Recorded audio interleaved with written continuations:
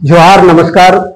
आप सभी प्रेस बंधुओं के माध्यम से मैं बताना चाहता हूं कि आज आप सुनते हुए आ रहे हैं कि चांडिल डैम विस्थापितों के साथ हमेशा अन्याय होता है, इनको छलावा किया जाएगा, जो कि वास्तविक है।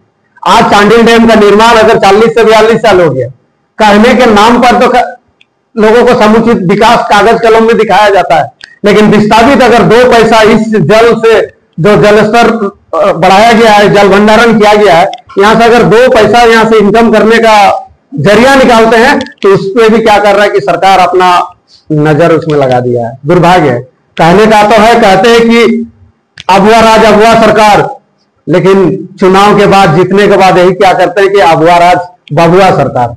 आज दुर्भाग्य, आप जिस जल भंडार को देख रहे हैं, आप जो नौका विहार को देख रहे हैं, आज इस नौका विहार के बाहर के किसी व्यक्ति को, एक व्यवसायी को, गिरिडीह के रहने वाले गुरप्रीत सिंह, कोई एडवेंचर एकेडमी को उसको नौका विहार का क्या कर दिया गया, अवैध तरीके के साथ उसके साथ एग्रीमेंट किया गया। और इसके लिए जो निविदा के लिए उन्होंने जो टेंडर के लिए जो निकाले थे, विज्ञापन निकाले थे, दुर्भाग्य है हमारे इस चांडिल क्षेत्र के किसी पेपर में या चांडिल क्षेत्र के किसी भी कार्यालय के द्वारा टेंडर का नोटिफिकेशन नहीं निकाला गया। ये टेंडर कहां निकाला गया? रांची में। मांग क्या है?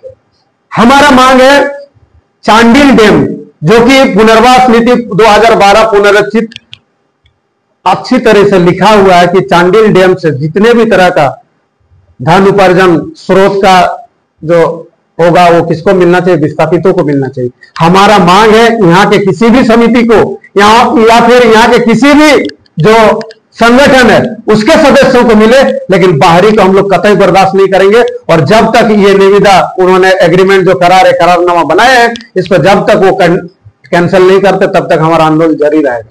साथ ही साथ इसके साथ ही अभी 23 जनवरी को उन्होंने घोषणा करके गए हैं यहाँ जल संसाधन मंत्री हमारे हफीजुल हसन सर कि अब 116 गांव का विकास का काम किया जाएगा। आप सबको मैं बताना चाहूंगा कि सिर्फ 43 गांव का यहाँ अभी तक काम चल रहा है, 73 गांव का आज तक छुआ नहीं गया, लेकिन दुर्भाग्य आज 5 महीना होने के बावजूद भी उसको लेकर लागू नहीं किया गया। तो इस तरह के जितने भी हमारे समुचित विस्थापितों को जो समस्या है, उन समस्याओं को लेकर हम लोग 9 जून से बिगुल फूंक रहे हैं। कार्यपालक अभियंता का वहां 1 दिवसीय धरना है। उस 1 दिवसीय धरना के बाद हम लोग आगे और रणनीति आगे हम लोग बताएंगे, जिसको लेकर इस 25 तारीख को 50 समितियां और सभी संगठनों के साथ एक बैठक रखा जा रहा है। उस बैठक में हम लोग बताएंगे कि कब हम लोग विधानसभा घेराव करेंगे, कब राजभवन में हम लोग 1 दिवसीय धरना देंगे, कब हम लोग जंतर मंतर में जाकर 3 दिवसीय धरना देंगे, और चांडिल से लेकर राजभवन तक हम लोग मसाइल जुलूस करने का भी निर्णय लिया है। इन सारे चीजों को लेकर आज से ही गांव गांव में जाकर, विस्थापित गांव में जाकर हम लोग सबको एकजुटता कर रहे हैं, लोगों को जागरूक कर रहे हैं। और नौकरी का जो वैकेंसी निकाला है, वैकेंसी नहीं निकाला है सॉरी, उन्होंने एक नियमावली बनाया है नौकरी को लेकर, यानी कि क्षेत्रीय जितना कार्यालय है उन कार्यालयों में सीधे नियुक्ति के लिए उन्होंने कुछ नियमावली निकाले हैं। उस नियमावली में कई तरह की त्रुटियां हैं।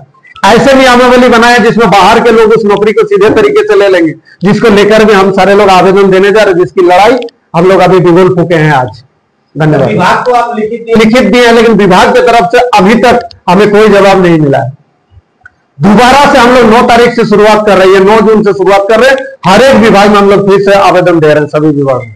क्या रणनीति आगे के लिए क्या सोच रहे हैं? रंजन महतो, विस्थापित अधिकार मंच का अध्यक्ष।